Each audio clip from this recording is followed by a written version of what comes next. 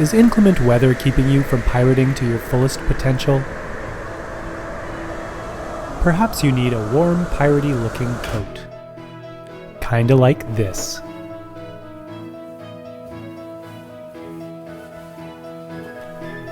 Now get out there and pirate up a storm.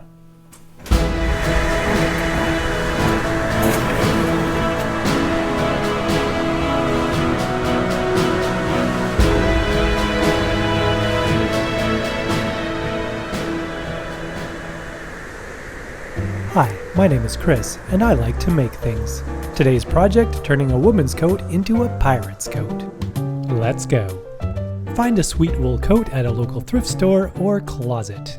Make sure your coat is nice and long, because the first thing we're going to do is cut off the bottom 30 centimeters and save that for the cuffs. Fold the lapels back 8 or 9 centimeters all the way down the front of the coat and pin them in place. Now you can try it on just to make sure it's going to look super cool. We want to get rid of that top collar, so first we have to separate it from the rest of the lapel. I used my handy scalpel to cut through the threads. Don't cut too far though, only until you reach the fold of the lapel. Fold under the collar to give yourself an idea where that seam is going to end up. The tip of the collar is sticking out too much, and it's going to get in the way when you try and make your seam, so cut it off right now. With the collar folded down how you like it, mark along that fold line. Then you can open it up and mark a seam allowance 1.5 centimeters from that line. Cut along that second line to remove the excess collar material. Fold both top and bottom layers towards the center and pin them together. Sew it together, sewing as close as possible to the outside edge while still sewing through all 4 layers of fabric. Now would also be a good time to re-sew the top edge of the lapel that you unstitched. There are already buttonholes on one side of the jacket, so all I have to do is match them on the other side. Also mark the outside edge of each buttonhole you need to make so that you know where to start from.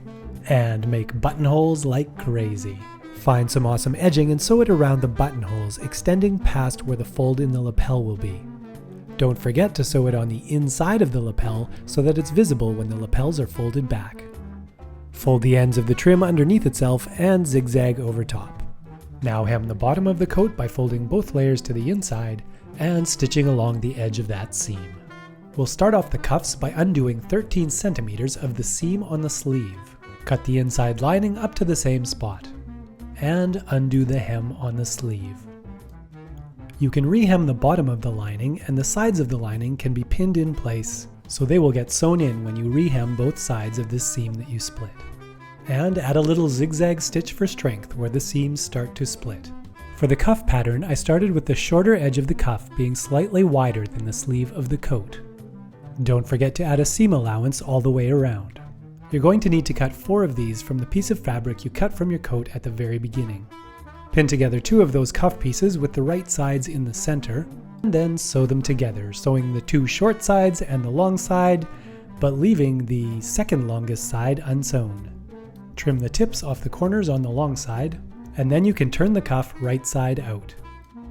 Fold the unsewn edges towards the inside and pin them in place. Stick the end of the sleeve in the center as well, and pin it and sew it. Stitch another seam all the way around the outside edge of the cuff just to make it look pretty. Fold the cuff back and it's looking pretty sweet.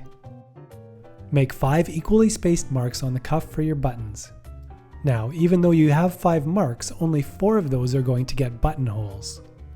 The end button on the inside of the cuff doesn't get its own hole, because it's the button that's going to come through the other end's buttonhole on the outside of the cuff. Once you're sure all the buttonholes are in the right places, you can sew them.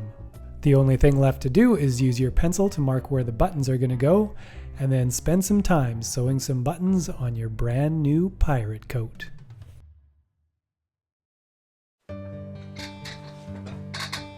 Hi there, my name is Chris. I might look like a pirate to you, but I'm not. I'm just a regular guy, sitting in his basement, drinking tea from a headless penguin mug. Ah, so good. Anyways, this project was a bit different from my other projects in that nothing in it was made from foam. Instead, I used the ancient technique of sewing. Obviously, you're going to need some sewing skills to make this coat, so if you don't already have some, Maybe find a friend who could teach you. Of course, you're not going to find this exact same coat, the same buttons, the same edging stuff, but at least maybe it will give you a bit of a springboard for you to launch into your own pirate coat. Thanks for watching, and if you want to support me, you could subscribe, like, patronize, buy supplies from my supplies links page.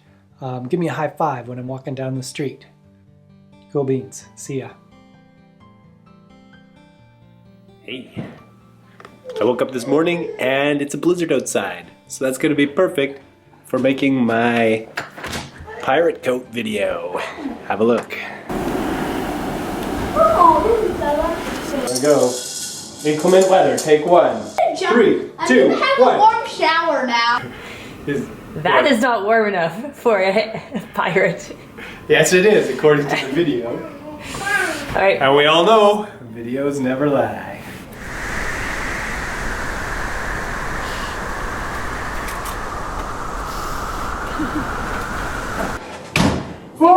It was in a slightly different spot the second time, so you'll have to see. Doesn't matter, my hands are freezing. Yeah, I think that's good enough. Well, how long does exposed skin freeze in?